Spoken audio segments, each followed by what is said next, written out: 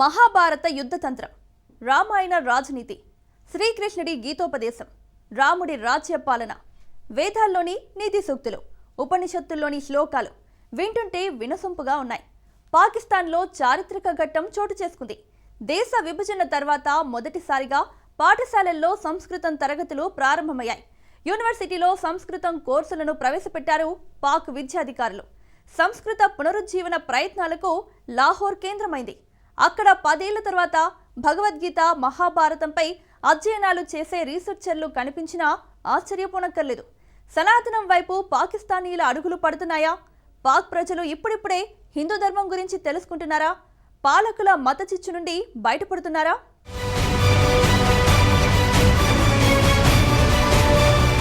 పాక్ వర్సిటీలో సంస్కృతం కోర్స్.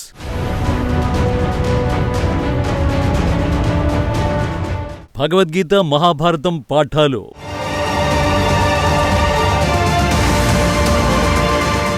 లాహోర్లోని ఓ యూనివర్సిటీ యావత్ ప్రపంచం దృష్టిని ఆకర్షించింది. భారతీయ ప్రాచీన భాష సంస్కృతాన్ని కోర్సుగా ప్రవేశపెట్టి ఆశ్చర్యానికి గురిచేసింది. అలాగే మహాభారతం, భగవద్గీత పాఠాలు కూడా బోధించేందుకు సిద్ధమైంది. దేశ విభజన తర్వాత సంస్కృతం పాకిస్తాన్ దేశంలోకి అడుగుపెట్టింది. తాజాగా Lahore university of management sciences part time కోర్సును ప్రారంభించింది.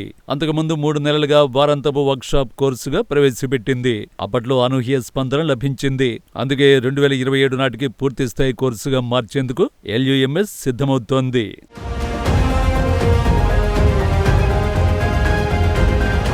పాకిస్తాన్ అనగానే ముందుగా గుర్తుకొచ్చేది ఉగ్రవాదులే. ఆ దేశం టెర్రరిస్టులకు నిలయం. అక్కడ అనేక మంది ఉగ్రవాదులు తలదాచుకుంటున్నారు.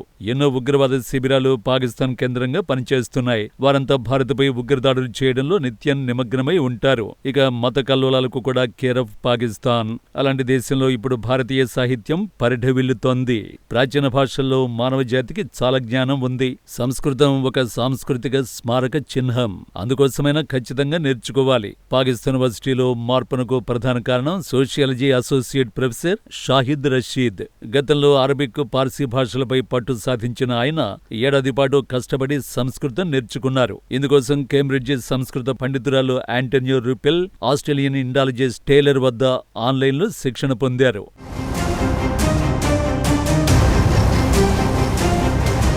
సంస్కృతం ఏ ఒక్క మతానికి చెందింది కాదు.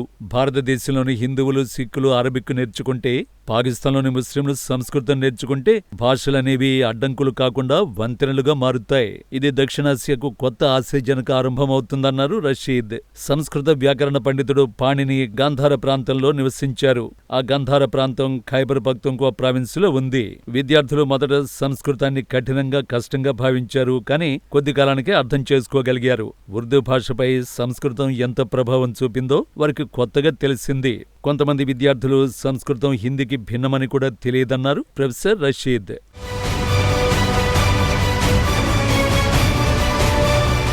లాహోర్ వర్సిటీ భవిష్యత్తులో మహాభారతం, భగవద్గీతపై కోర్సులను ప్రారంభించాలనుకుంటోంది.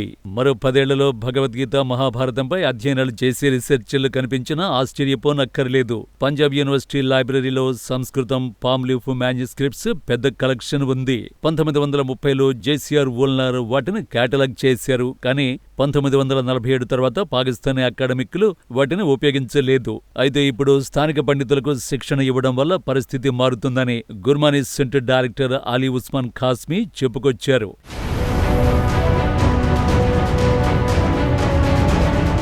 ఇటీవల భారత ఇతిహాసమైన రామాయణ గాథను పాకిస్తాన్లో నాటకంగా ప్రదర్శించారు.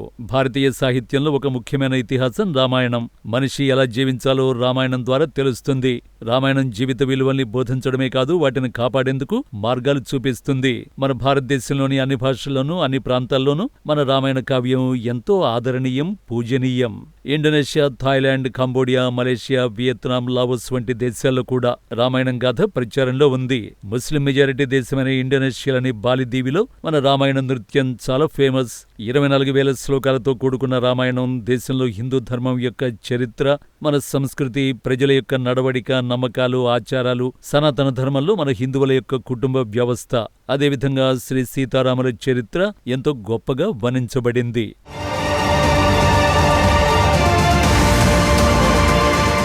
కరాచీ నగరానికి చెందిన యోగేశ్వర్ కరేరా, రాణా కజ్మాలతో పాటు మరికొందరు నాటక రంగంపై ఉన్న ఇష్టంతో థియేటర్ ఆర్ట్స్తో పాటు వివిధ విభాగాల్లో శిక్షణ తీసుకున్నారు. వీళ్లంతా తన బృందానికి మౌజ్ అని పేరు పెట్టుకున్నారు. 2024 నవంబర్లోనే తొలిసారి ఓ ఆర్ట్ గ్యాలరీలో రామాయణ నాటకాన్ని ప్రదర్శించారు. మంచి స్పందన రావడంతో మరిన్ని హంగులు జోడించి ఏఐ టెక్నాలజీని కూడా కాస్త ఉపయోగించి కరాచీలో రామాయణ నాటకాన్ని ప్రదర్శించారు. పాకిస్తాన్ ప్రజల నుంచి ఎలాంటి విమర్శలు, బెదిరింపులు రాకపోవడం ఆశ్చర్యాన్ని కలిగిస్తోంది.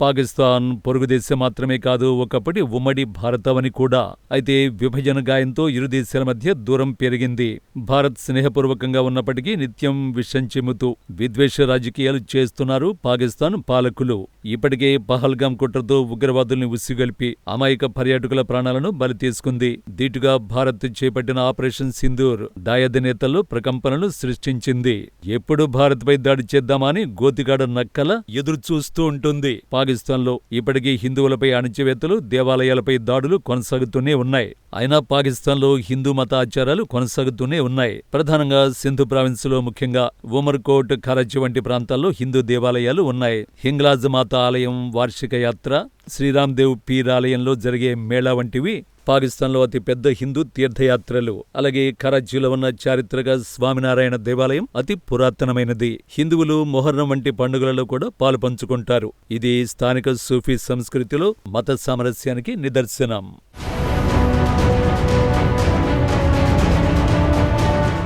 ఇప్పటికే ఇండియాపై ఎప్పుడూ అక్కసు ప్రదర్శించే షెహబాజ్ షరీఫ్ హయాంలోనే మహావతార్ నరసింహ సినిమాను ప్రదర్శించారు. ఆస్కార్ బరిలో ఉన్న యానిమేషన్ చిత్రం ఇది. కరాచీలోని చారిత్రక స్వామి శ్రీ నారాయణ స్వామి దేవాలయంలో ఈ చిత్రాన్ని ప్రదర్శించగా వందల సంఖ్యలో పాకిస్తానీ హిందువులు తరలివచ్చారు. వారంతా సినిమాను వీక్షించి భక్తి పారవస్యంలో మునిగిపోయారు. పాకిస్తాన్లో హిందూ సంస్కృతికి, భక్తికి ఇది నిదర్శనంగా నిలువగా ఆ వీడియో తెగ వైరల్ అయిపోయింది. పాకిస్తాన్ వంటి దేశంలో భారతీయ భాషలు, ఇతిహాస నాటకాలు సాహసోపేతమైన ప్రయత్నంగానే చెప్పుకోవాలి. ఆగర్భ శత్రువైన పాకిస్తాన్ ప్రజల ప్రశంసలు కూడా అందుకుంటోంది ఇండియా. కానీ మన దేశంలో ఇప్పటికీ కొంతమంది హిందూ వ్యతిరేకులకు కళ్ళెం వేయలేకపోతోంది. మనోళ్లే మన హిందూ సాంప్రదాయం, సంస్కృతులు, ఇతిహాసాలు విమర్శిస్తూ ఉండడం దౌర్భాగ్యం.